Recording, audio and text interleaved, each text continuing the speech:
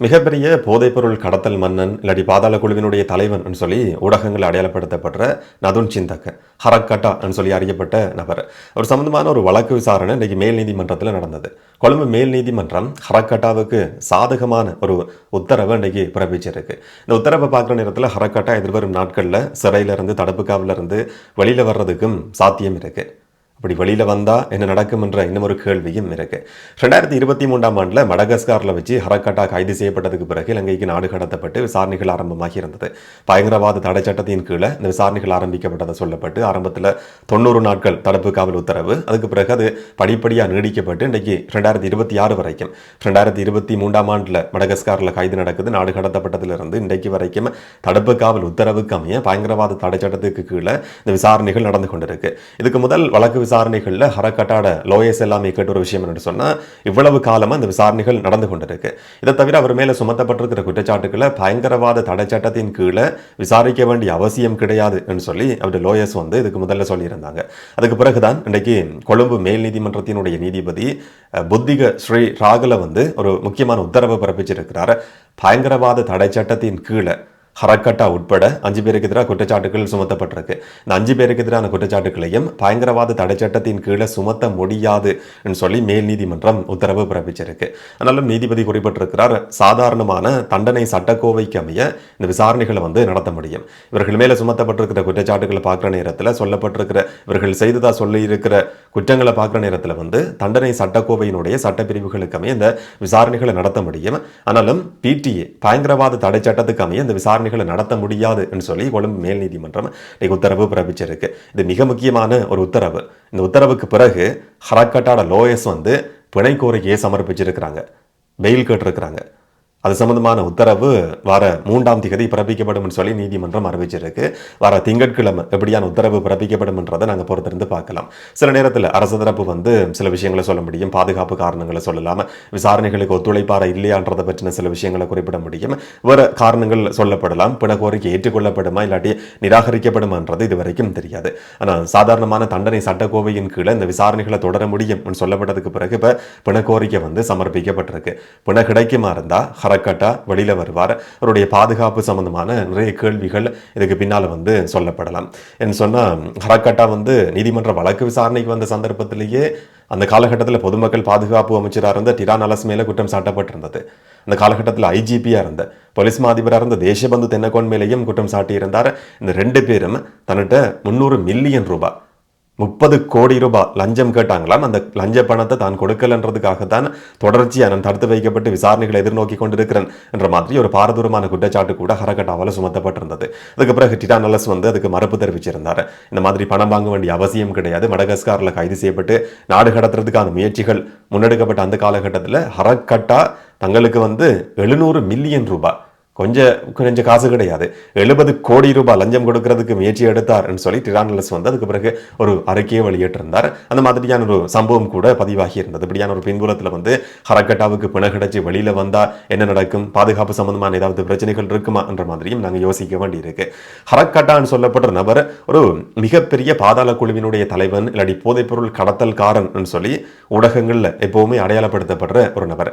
அந்த மாதிரி சொல்லப்படுற ஒரு நபராக இருந்தாலும் ஹரக்கட்டா மேல சுமத்தப்பட்டிருக்க இந்த குற்றச்சாட்டுன்றது போதைப்பொருள் கடத்தினார் கொலை செய்தார் சொல்லப்படுற ஒரு குற்றச்சாட்டு கிடையாது.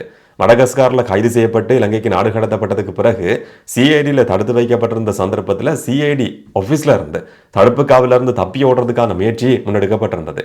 அதுக்கு உதவி செய்தார் சொல்லி குற்றம் சாட்டப்பட்டு சிஐடியினுடைய கான்ஸ்டபிளாக இருந்த ஷவிந்து சொல்லப்படுற ஒரு நபரும் கைது செய்யப்பட்டிருந்தார். சிஐடிக்குள்ள விசாரணைகளை எதிர்நோக்கி கொண்டிருந்த சந்தர்ப்பத்தில் ஹேண்ட்கஃப் போடப்பட்டிருந்த நேரம், கைவிலங்கு போடப்பட்டிருந்த நேரம் அந்த ரவிந்துன்னு சொல்லப்படுற சிஐடியினுடைய கான்ஸ்டபிள் இவருக்கு உதவி செய்ததா சொல்லப்பட்டிருந்தது. அவரும் இப்ப கைது செய்யப்பட்டு 5 பேர்ல ஒருத்தர் அவரும் விசாரணைகளை எதிர்நோக்கி கொண்டிருக்கிறாரு. அந்த நேரத்தில் ரவிந்துன்னு சொல்லப்படுற நபர் மற்ற சிஐடியில் இருக்கிற போலீஸ் உத்தியோகத்தர்களுக்கு போலீஸ் அதிகாரிகளுக்கும் சேர்த்து டீல மயக்க மருந்து போட்டு கொடுத்தார், கொஃபில மயக்க மருந்து போட்டு கொடுத்தார். அதுக்கு பிறகு கைவிலங்கு போட்டிருந்தாலும் கைவிலங்கு 2 பேரோட கையிலையும் இணைக்கப்பட்டிருந்தாலும் கைவிலங்கு திறந்து விடப்பட்டிருந்ததுன்னு சொல்லி குற்றம் சாட்டப்பட்டிருந்தது. நீதிமன்ற வழக்கு விசாரணைகள் இது எல்லாமே சொல்லப்பட்டிருந்தது. அதுக்கு பிறகு பாத்ரூமுக்கு கூட்டி போற மாதிரி கூட்டி போய் அந்த சந்தர்ப்பத்தில் மற்ற அந்த ஆஃபீஸர்ட துப்பாக்கியை எடுத்து அங்கிருந்து தப்புறதுக்கு ஹரக்கட்டா முயற்சி எடுத்தாருன்னு சொல்லப்பட்டிருந்தது. மற்ற எல்லாருக்கும் அலர்ட் பண்ணப்பட்டதுக்கு பிறகு எல்லாரும் சேர்ந்து ஹரக்கட்டாவை பிடிச்சு அதுக்கு பிறகு உதவி செய்த நபர்கள்னு சொல்லி கைதுகள் நடந்து விசாரணைகள் இப்ப தொடர்ச்சியாக நடந்து கொண்டிருக்கு. அந்த குற்றச்சாட்டின் அடிப்படையில் தான் ஹரக்கட்டா சம்பந்தமான விசாரணைகள் நடந்து கொண்டிருக்கே தவிர போதைப் பொருள் சம்பந்தமான குற்றச்சாட்டுகள் கிடையாது. இன்னைக்கு வழக்கு விசாரிக்கப்பட்ட சந்தர்ப்பத்திலையும் அவருடைய லோயர்ஸ் குறிப்பிட்டிருக்கிறாங்க, பிடிஏ பயங்கரவாத தடை சட்டத்தினுடைய 2(1)A பிரிவுக்கு அமைய சில குற்றச்சாட்டுகள் சுமத்தப்பட்டிருக்கான். ஆனா எப்படியான குற்றச்சாட்டு என்ற அந்த சம்பவங்கள் துல்லியமா தெளிவா குறிப்பிடப்படலைன்னு சொல்லி அவருடைய லோயர்ஸ் குறிப்பிட்டிருக்கிறாங்க. இந்த நேரத்தில் அரச தரப்பு இன்னைக்கு அறிவிச்சிருந்தது ஹரக்கட்டா மேல சுமத்தப்பட்டிருக்கிற இந்த பயங்கரவாத தடை சட்டத்தின் கீழே சுமத்தப்பட்டிருக்கிற குற்றச்சாட்டுகள் அந்த சட்டத்தின் கீழே வருமா இல்லையான்றதை இப்ப தீர்மானிக்க முடியாது, வழக்கு விசாரணையில் வெளிவர சாட்சியங்களின் அடிப்படையில் தான் அதை தீர்மானிக்க முடியும் சொல்லி அரச தரப்பு குறிப்பிட்டிருந்தது. இது தவிர சட்டமா அதிபர் திணைக்களம் தாக்கல் செய்திருக்கிற குற்றப்பத்திரம் சம்பந்தமா நீதிமன்றத்தில் கேள்வி கேட்க முடியாதுன்னு சொல்லியும் அரசு தரப்பு குறிப்பிட்டிருந்தது. அப்படியா இருந்தாலும் எல்லா வாதங்களையும் கேட்டதுக்கு பிறகு நீதிபதி புத்திக ஸ்ரீ ராகுல சொல்லி இருக்கிறார், பயங்கரவாத தடை சட்டத்தின் கீழே இந்த விசாரணைகளை தொடர்ச்சியாக நடத்த முடியாது, சாதாரண சட்டத்துக்கு அமைய நடத்த வேண்டியிருக்கும் சொல்லி அதுக்கு பிறகுதான் பிணை கோரிக்கை சமர்ப்பிக்கப்பட்டிருக்கு. என்ன நடக்கும் என்றதை நாங்கள் பொறுத்திருந்து பார்க்கலாம். இந்த நேரத்தில் ஹரக்கட்டாவை வெளியில கொண்டு வர்றதுக்குன்னு சொல்லி பல சந்தர்ப்பங்களில் முயற்சி முன்னெடுக்கப்பட்டிருந்தது. அந்த குற்றச்சாட்டின் அடிப்படையில் சரித் அபேசிங் உள்ளிட்ட 3 பேர் கைது செய்யப்பட்டிருந்தவங்க 12 கோடி ரூபாய் லஞ்சம் பெற்றுக் கொண்டதா சொல்லப்படுற ஒரு சம்பவம் இந்த நாட்களில் தொடர்ச்சியாக பேசப்பட்டு கொண்டிருக்கிற ஒரு விஷயம். இன்னைக்கு பிணை நிபந்தனைகளை நிறைவேற்றினதுக்கு பிறகு சரித் அபேசிங்க அங்கிருந்து வெளியேறி போயிருக்கிறாரு, வீட்டுக்கு போயிருக்கிறாரு. அப்படி போற நேரத்தில் ஒரு ஜேர்னலிஸ்ட் கேள்வி கேட்கிறார், உங்களோட கட்சி தலைவர், நீங்க முதல்ல இருந்த கட்சியினுடைய தலைவர் சஜித் பிரேமதாச கூட உங்களை பார்க்கறதுக்கு வரல தானே என்ற மாதிரி கேள்வி கேட்கப்பட்டிருந்தது. எதுவுமே சொல்லாம சரித் அங்கிருந்து வெளியேறி போனதை பார்க்க முடிஞ்சது. 2-3 நாட்களுக்கு முதல்ல சஜித் கட்சியை சேர்ந்த ஒரு எம்பி சமிந்த விஜய் சிறைக்கு 18 மாத சிறை தண்டனை விதிக்கப்பட்டிருந்தது. அந்த வழக்கு விசாரணை நடந்த நேரம் அது கொழும்புலையும் கிடையாது, பதுளை மேல் நீதிமன்றத்தில் நடந்த வழக்கு விசாரணை. அந்த சந்தர்ப்பத்தில் சஜித் பிரேமதாஸ் அந்த இடத்துக்கு போயிருந்தவர். ஆனால் இந்த வழக்கு விசாரணைகள் கொழும்புல நடந்து கொண்டிருக்கு. இந்த வழக்கு விசாரணைகளுக்கு அவருடைய கட்சியை சேர்ந்த ஒரு நபர் அதுக்கு பிறகு நீக்கப்பட்டிருக்கிறார். அந்த இடத்துக்கு சஜித் பிரேமதாச போன மாதிரி இல்லை. போதைப் பொருள் கடத்தல்காரர்களுக்கு இடையில் இருக்கிற ஒரு சில விஷயங்கள் சம்பந்தமாக பேசப்படுறதால சில நேரங்களில் அந்த இடத்துக்கு போகாம சஜித் தவிர்த்து கொண்டிருக்க முடியும். அதை பற்றி கேட்ட நேரத்தில் சரித் அபேசிங்க எதுவும் சொல்லாம அந்த இடத்துல இருந்து இன்னைக்கு வெளியேறி போனதை பார்க்க முடிஞ்சது. இதுக்கு முதல்ல அந்த குற்றச்சாட்டில் கைது செய்யப்பட்டிருக்கிற முன்னாள் நீதியமைச்சர் விஜயதாச ராஜபக்சோட மகன் ரகித ராஜபக்ச, அதே மாதிரி விமான சேவைகள் நிறுவனத்தினுடைய முன்னாள் பணிப்பாளர் அருணா சாத்துராங்க 2 பேரும் பிணை நிபந்தனைகளை நிறைவேற்றினதுக்கு பிறகு முந்த நாள் அவங்களும் அங்கிருந்து வெளியேறி இருக்கிறாங்க. இப்போ 3 பேரும் பிணையில் இருக்கிறாங்க. இதை பற்றின விசாரணைகள் தொடர்ச்சியாக நடந்து கொண்டிருக்கு. இன்னைக்கு நாமல் ராஜபக்ச சம்பந்தமான இன்னொரு முக்கியமான வழக்கு விசாரணை நடந்தது. வரணும் கிடையாது, பண மோசடி குற்றச்சாட்டு, கருப்பு பணம் வெள்ளையாக்கப்பட்ட குற்றச்சாட்டு சம்பந்தமா விசாரணைகள் நடந்து கொண்டிருக்கு. 11 வருஷங்களா நடக்கிற ஒரு விசாரணை, நல்லாட்சி என்று சொல்லப்படுற அந்த காலகட்டத்தில் ஆரம்பிக்கப்பட்ட விசாரணை 11 வருஷங்களா இன்றைக்கு வரைக்கும் நடந்து கொண்டிருக்கு. விசாரணையில் என்ன முன்னேற்றம் ஏற்பட்டிருக்குன்னு சொல்லி சிஐடி இன்னைக்கு நீதிமன்றத்துக்கு அறிவிச்சிருந்தது. அதில் சொல்லப்படுது என்ஆர் கன்சல்டன்சி என்று சொல்லப்படுற ஒரு நிறுவனம் இருக்கான். அந்த நிறுவனத்தில் 15 மில்லியன் ரூபாய் இல்லாட்டி 1.5 கோடி ரூபாவை நாமல் ராஜபக்ச முதலீடு செய்திருக்கிறாராம். 180 லட்சம் ரூபாய். எல்லாருக்கும் விளங்குற மாதிரி எளிமையாக சொல்றதா இருந்தா, எம்பியா இருந்த அந்த காலகட்டத்தில் அவருக்கு ஏதோ ஒரு விதத்தில் பணம் கிடைச்சிருக்கு, கணக்கு காட்ட முடியாத பணம் கிடைச்சிருக்கு. அதை இந்த குறிப்பிட்ட நிறுவனத்தில் முதலீடு செய்திருக்கிறார். ஒரு பண மோசடி நடந்திருக்குன்னு சொல்லி நிதி தூய்தாக்கல் குற்றச்சாட்டின் அடிப்படையில் கருப்பு பணத்தை வெள்ளையாக்குற முயற்சியில் ஈடுபட்டார் சொல்லி இந்த விசாரணைகள் ஆரம்பிக்கப்பட்டிருந்தது.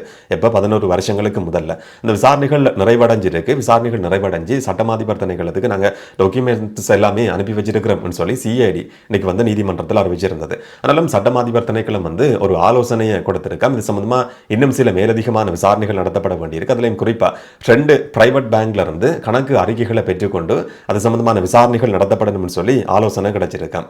பிரைவேட் பேங்க் சொன்னா பான் ஏசியா பேங்க்ல இருந்தும் நேஷன்ஸ் ட்ரஸ்ட் பேங்க்ல இருந்தும் கணக்கு அறிக்கைகள் நாமல் ராஜபக்சவினுடைய இந்த நிறுவனம் சம்பந்தப்பட்டிருக்கிற கணக்கு அறிக்கைகளை பெற்றுக்கொண்டு அதை பற்றின விசாரணைகளை இன்னும் மேலதிகமாக நடத்த வேண்டியிருக்குன்னு சொல்லி ஒரு ஆலோசனை கிடைச்சிருக்கான். அந்த விசாரணைகள் இப்ப நடந்து கொண்டு இருக்குன்னு சொல்லி சிஐடி இன்னைக்கு நீதிமன்றத்தில் குறிப்பிட்டிருந்தது.